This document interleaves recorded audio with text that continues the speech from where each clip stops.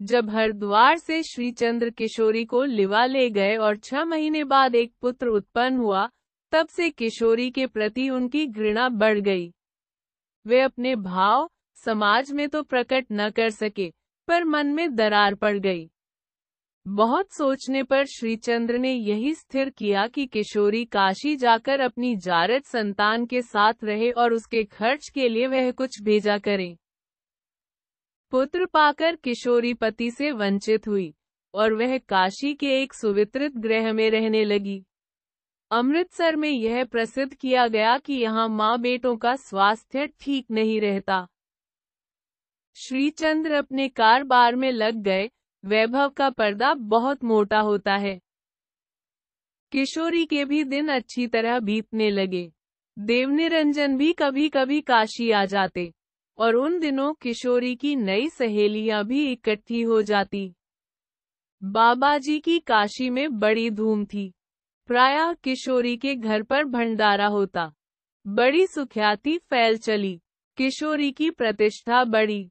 वह काशी की एक भद्र महिला गिनी जाने लगी। ठाकुर जी की सेवा बड़े ठाट से होती। धन की कमी न थी। निरंजन और श्रीचंद्र दोनों ही रुपए भेजते रहते। किशोरी के ठाकुर जिस कमरे में रहते थे, उसके आगे दालान था। संगमरमर की चौकी पर स्वामी देवनिरंजन बैठते। चिके लगा दी जाती। भक्त महिलाओं का भी समारोह होता। कीर्तन, उपासना और गीत की धूम मच जाती। उस समय निरंजन सचमुच भक्त बन जाता। उसका अद्वैत ज्ञान उसे निस्सार प्रतीत होता, क्योंकि भक्ति में भगवान का अवलंबन रहता है। सांसारिक सब आपदा विपदाओं के लिए कच्चे ज्ञानी को अपने ही ऊपर निर्भर करने में बड़ा कष्ट होता है। इसलिए गृहस्थों के सुख में फंसे हुए निरंजन को बाध्य होकर भक्त बनना पड़ा। आभूषणों से लदी हुई वैभव मूर्ति के सामने उसका कामनापूर्ण हृदय झुक जाता। उसकी अपराध में लदी हुई आत्मा अपनी मुक्ति के लिए दूसरा उपाय न देखती। बड़े गर्व से निरंजन लोगों को गृहस्थ बने रहने का उपदेश देता। उसकी वाणी और भी प्रखर हो जाती। जब वह गार्हस्थ्य जीवन का समर्थन करने लगता, वह कहता कि भगवान सर्वभूत हिते रत है। संसार यात्रा गार्हस्थ्य जीवन में ही भगवान की सर्वभूत हित कामना के अनुसार हो सकती है।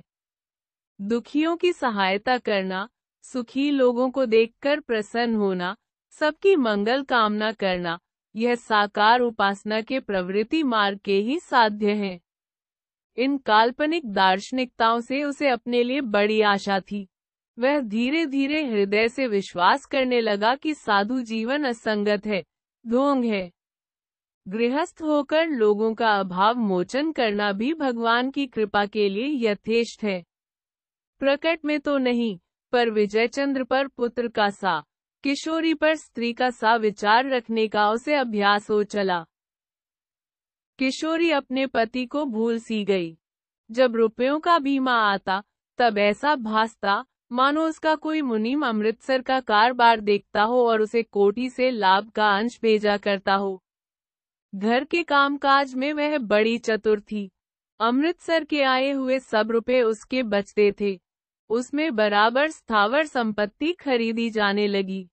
किशोरी को किसी बात की कमी न रह गई। विजयचंद्र स्कूल में बड़े ठाट से पढ़ने जाता था। स्कूल के मित्रों की कमी न थी। वह आए दिन अपने मित्रों को निमंत्रण देकर बुलवाता था। स्कूल में उसकी बड़ी धाक थी। विद्यालय के समाने शस्य श्यामल समतल भूमि पर छात्रों का झुंड इधर उधर घूम रहा था। 10 बजने में कुछ विलंब था। शीतकाल की धूप छोड़कर क्लास के कमरों में घुसने के लिए अभी विद्यार्थी प्रस्तुत न थे। विजय ही तो है, एक ने कहा। घोड़ा उसके वश में नहीं है, अब गिरा ही चाहता है, दूसरे ने कहा। पवन से विजय के बाल बिखर रहे थे। उसका मुख भय से विवर्ण था। उसे अपने गिर जाने की निश्चित आशंका थी। सहसा एक युवक दौड़ता हुआ आगे बढ़ा। बड़ी तत्परता से घोड़े की लगाम पकड़कर उसके नथुने पर सबल घूंसा मारा। दूसरे क्षण वह उच्छृंखल अश्व सीधा होकर खड़ा हो गया। विजय का हाथ पकड़कर उसने धीरे से उतार लिया। अब तो और भी कई लड़के एकत्र हो गए। युवक का हाथ पकड़े हुए विजय उसके हॉस्टल की ओर चला। वह एक सिनेमा का सा दृश्य था। युवक की प्रशंसा में तालियां बजने लगी। विजय उस युवक के कमरे में बैठा हुआ बिखरे हुए सामानों को देख रहा था। सहसा उसने पूछा, आप यहाँ कितने दिनों से हैं? थोड़े ही दिन हुए हैं। यह किस लिपि का लेख है? मैंने पाली का अध्ययन किया है। इतने में नौकर ने चाय की प्याली समाने रख दी। इस क्षणिक घटना ने दोनों को विद्यालय की मित्रता के पार्श्व में बांध दिया, परंतु विजय बड़ी उत्सुकता से युवक के मुख की ओर देख रहा था। उसकी रहस्यपूर्ण उदासीन मुखकांति विजय के अध्ययन की वस्तु बन रही थी। चोट तो नहीं लगी? अब जाकर युवक ने पूछा। कृतज्ञ होते हुए विजय ने कहा, आपने ठीक समय पर सहायता की, नहीं तो आज अंग भंग होना निश्चित था। वाह, इस साधारण आतंक में ही तुम अपने को नहीं संभाल सकते थे। अच्छे सवार हो। युवक हंसने लगा। किस शुभ नाम से आपका स्मरण करूंगा? तुम विचित्र जीव हो, स्मरण करने की आवश्यकता क्या? मैं तो प्रतिदिन तुमसे मिल सकता हूँ, कहकर युवक जोर से हंसने लगा। विजय उसके स्वच्छंद व्यवहार और स्वतंत्र आचरण को चकित होकर देख रहा था। उसके मन में इस युवक के प्रति अकारण श्रद्धा उत्पन्न हुई। उसकी मित्रता के लिए वह चंचल हो उठा। उसने पूछा, आपके यहाँ आने में कोई बाधा तो नहीं? युवक ने कहा, मंगलदेव की कोठरी में आने के लिए किसी को भी रोक टोक नहीं। फिर तुम तो आज से मेरे अभिन्न हो गए हो। समय हो गया था। हॉस्टल से निकलकर दोनों विद्यालय की ओर चले। भिन्न भिन्न कक्षाओं से पढ़ते हुए दोनों का एक बार मिल जाना अनिवार्य होता। विद्यालय के मैदान में हरी हरी धूप पर आमने सामने लेटे हुए दोनों बड़ी देर तक प्रायः बातें किया करते। मंगलदेव कुछ कहता था और विजय बड़ी उत्सुकता से सुनते हुए अपना आदर्श संकलन करता। कभी कभी हॉस्टल से मंगलदेव विजय के घर पर आ जाता। वहां से घर का सा सुख मिलता। स्नेह, सरल स्नेह ने उन दोनों के जीवन में गांठ दे दी। किशोरी के यहाँ शरद पूर्णिमा का श्रृंगार था। ठाकुर जी चंद्रिका में रत्न आभूषणों से सुशोभित होकर श्रृंगार विग्रह बने थे। चमेली के फूलों की बहार थी। चांदनी में चमेली का सौरभ मिल रहा था। निरंजन रास की राका रजनी का विवरण सुना रहा था। गोपियों ने किस तरह उमंग से उन्मत्त होकर कालिंदी कूल में कृष्णाचंद्र के साथ रास क्रीड़ा में आनंद विह्वल होकर शुल्क दासियों के समान आत्मसमर्पण किया था, उसका मादक विवरण स्त्रियों के मन को बेसुध बना रहा था। मंगलगान होने लगा। निरंजन रमणियों के कोकिल कंठ में अभिभूत होकर तकिए के सहारे टिक गया। रात भर गीत वाद्य का समारोह चला। विजय ने एक बार आकर देखा, दर्शन किया, प्रसाद लेकर जाना चाहता था कि समाने बैठी हुई सुंदरियों के झुंड पर सहसा दृष्टि पड़ गई। वह रुक गया। उसकी इच्छा हुई कि बैठ जाए, परंतु माता के सामने बैठने का साहस न हुआ। जाकर अपने कमरे में लेटा रहा। अकस्मात उसके मन में मंगलदेव का स्मरण हो गया। वह रहस्यपूर्ण युवक के चारों ओर उसके विचार लिप गए, परंतु वह मंगल के संबंध में कुछ निश्चित नहीं कर सका। केवल एक बात उसके मन में जग रही थी, मंगल की मित्रता उसे वांछित है। वह सो गया। स्कूल में पढ़ने वाला विजय इस अपने उत्सवों की प्रामाणिकता की जांच स्वप्न में करने लगा। मंगल से इसके संबंध में विवाद चलता रहा। वह कहता कि मन एकाग्र करने के लिए हिंदुओं के यहाँ यह एक अच्छी चाल है। विजय तीव्र से विरोध करता हुआ कह उठा, इसमें अनेक दोष हैं, केवल एक अच्छे फल के लिए बहुत से दोष करते रहना अन्याय है। मंगल ने कहा, अच्छा फिर किसी दिन समझाऊंगा। विजय की आंख खुली। सवेरा हो गया था। उसके घर में हलचल मची हुई थी। उसने दासी से पूछा, क्या बात है? दासी ने कहा, आज का भंडारा है। विजय विरक्त होकर अपनी नित्य क्रिया में लगा। साबुन पर क्रोध निकालने लगा। तौलिए की दुर्दशा हो गई। कल का पानी बेकार गिर रहा था, परंतु वह आज नहाने की कोठरी से बाहर निकलना ही नहीं चाहता था। तो भी समय पर स्कूल चला गया। किशोरी ने कहा भी, आज न जा, साधुओं का भोजन है, उनकी सेवा। बीच ही में बात काटकर विजय ने कहा, आज फुटबॉल है, मुझे शीघ्र जाना है। विजय बड़ी उत्तेजित अवस्था में स्कूल चला गया। मंगल के कमरे का जंगला खुला था। चमकीली धूप उसमें प्रकाश फैलाए थी। वह अभी तक चद्दर लपेटे पड़ा था। नौकर ने कहा, बाबूजी, आज भी भोजन न कीजिएगा। बिना मुंह खोले मंगल ने कहा, नहीं। भीतर प्रवेश करते हुए विजय ने पूछा, क्यों, क्या आज जी नहीं? आज तीसरा दिन है।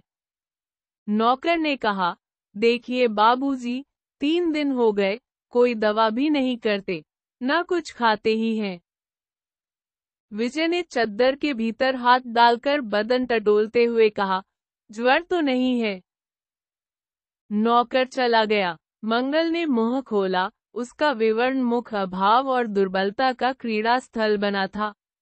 विजय उसे देखकर स्तब्ध रह गया। सहसा उसने मंगल का हाथ पकड़कर घबराते हुए स्वर में पूछा, क्या सचमुच कोई बीमारी है? मंगलदेव ने बड़े कष्ट के साथ आंखों में आंसू रोककर कहा, बिना बीमारी के भी कोई यूं ही पड़ा रहता है। विजय को विश्वास न हुआ। उसने कहा, मेरे सिर की सौगंध, कोई बीमारी नहीं है।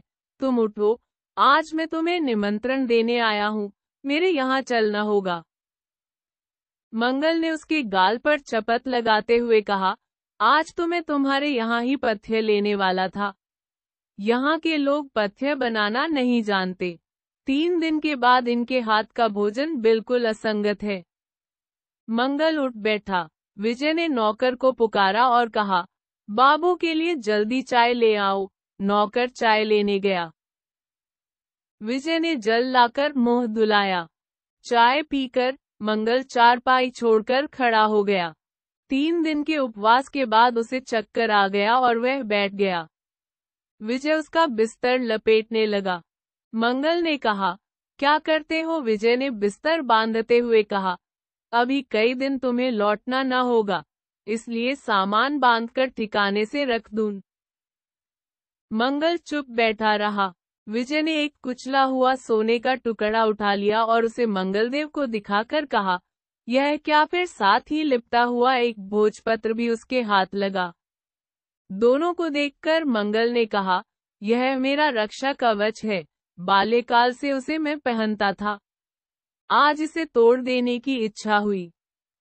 विजय ने उसे जेब में रखते हुए कहा, अच्छा, मैं तांगा ले आने जाता हूँ। थोड़ी ही देर में तांगा लेकर विजय आ गया। मंगल उसके साथ तांगे पर जा बैठा। दोनों मित्र हंसना चाहते थे, पर हंसने में उन्हें दुख होता था। विजय अपने बाहरी कमरे में मंगलदेव को बिठाकर घर में गया। सब लोग व्यस्त थे, बाजे बज रहे थे। साधु ब्राह्मण खा पीकर चले गए थे। विजय अपने हाथ से भोजन का सामान ले गया। दोनों मित्र बैठकर खाने पीने लगे। दासियां जूठी पत्तल बाहर फेंक रही थी। ऊपर की छत से पूरी और मिठाइयों के टुकड़ों से लदी हुई पत्तलें उछाल दी थी।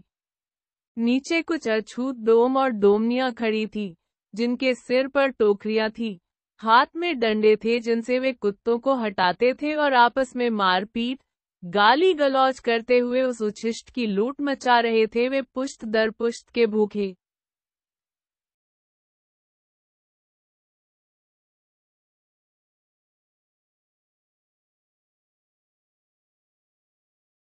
मालकिन झरोखे से अपने पुण्य का यह उत्सव देख रही थी। एक राह की थकी हुई दुर्लभ युवती भी उसी भूख की, जिससे वह स्वयं अशक्त हो रही थी। यह विभत्स लीला थी। वह सोच रही थी, क्या संसार भर में पेट की ज्वाला मनुष्य और पशुओं को एक ही समान सताती है? ये भी मनुष्य है, और इसी धार्मिक भारत के मनुष्य जो कुत्तों के मुंह के टुकड़े भी छीनकर खाना चाहते हैं। भीतर जो पुण्य के नाम पर धर्म के नाम पर गुरछर्रे उड़ रहे हैं, उसमें वास्तविक भूखों का कितना भाग है, यह पत्तलों के लूटने का दृश्य बतला रहा है।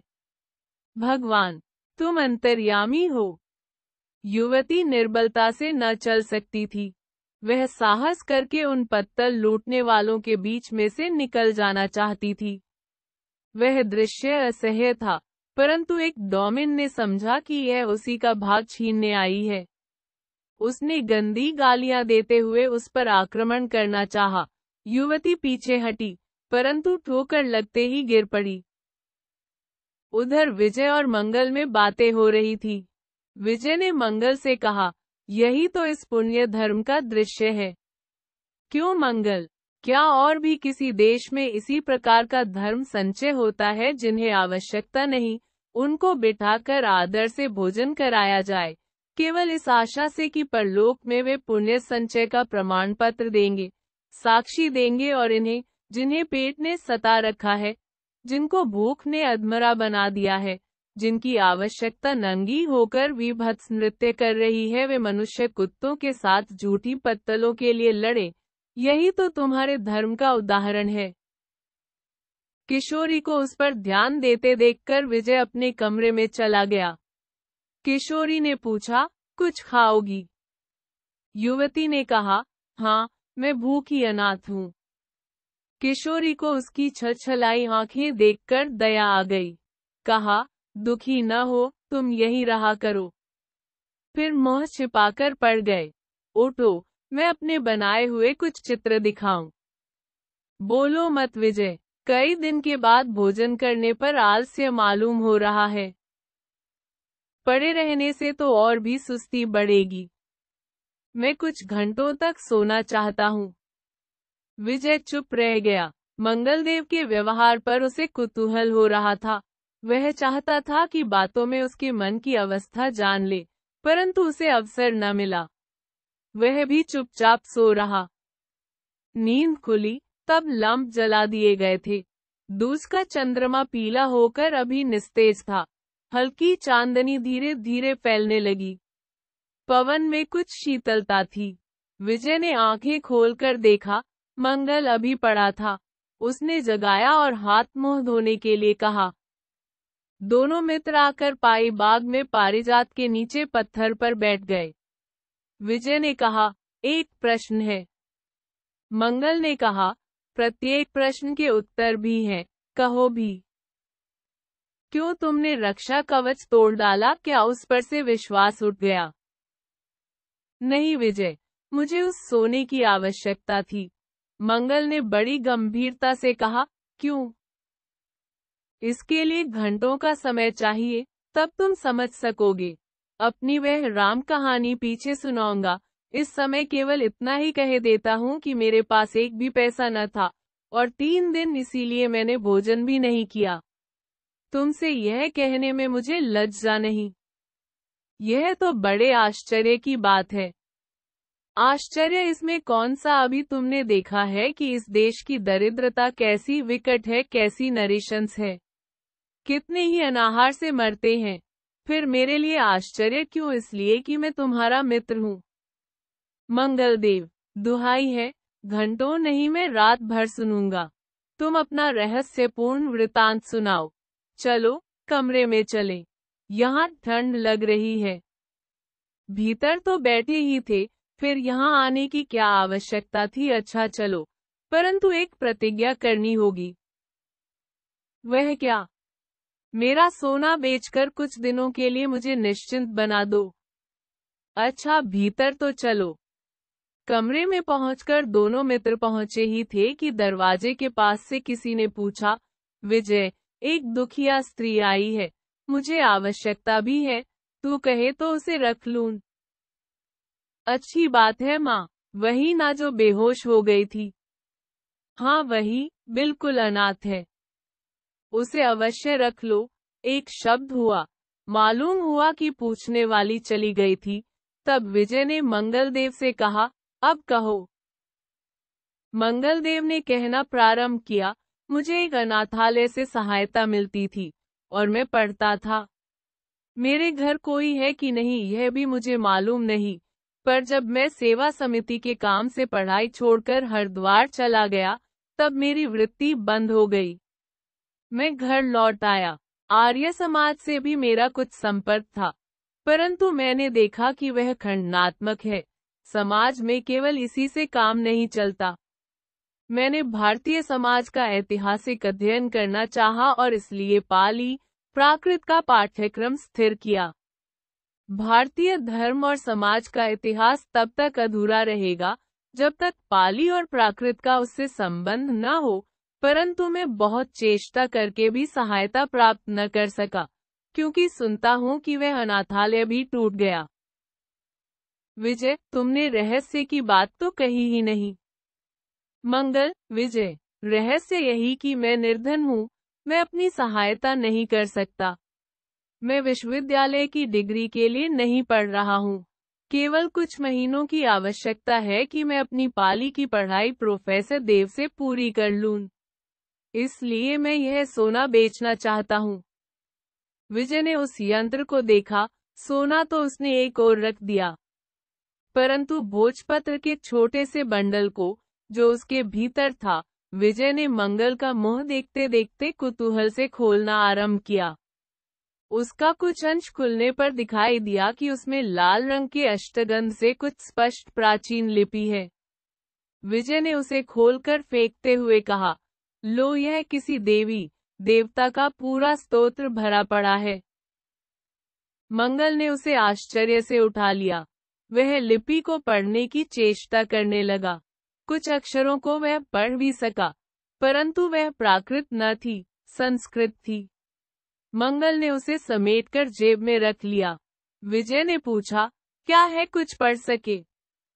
कल इसे प्रोफेसर देव से पढ़वाऊंगा।